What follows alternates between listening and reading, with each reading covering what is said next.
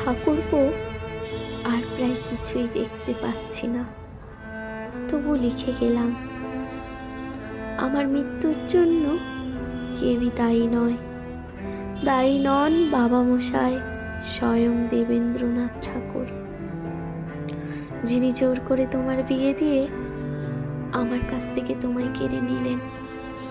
দায়ী নন আমার মির্জা কেনতা নন্দিনী, যিনি কোনোদিনই আমাকে তোমার নতুন দাদার যোগ্য স্ত্রী ভাবতে পারলেন না, দিলেন না এতটুকু সম্মান।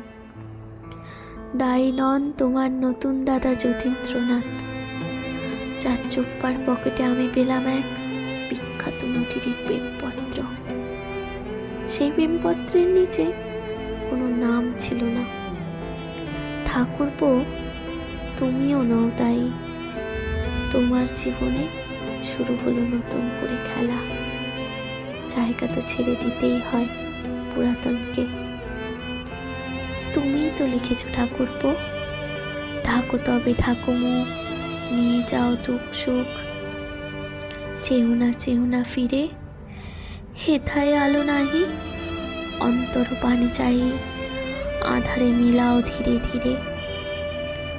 তাই হোক ঠাকুরপো, আধারেই মিলিয়া যাব আমি, কিন্তু তুমি দায়ী নয় কোনোভাবেই। ঠাকুরপো, আমার মৃত্যুর জন্য দায়ী আমার অমেঘ নির্পত্নিয়তি, পাপ যাকে বিদ্ধ করে না, পুণ্য যাকে বদলাতে পারে না। আমাকে মনে রেখো রবি, এই কথাটুকু বলার স্পর্ধা আমার নেই।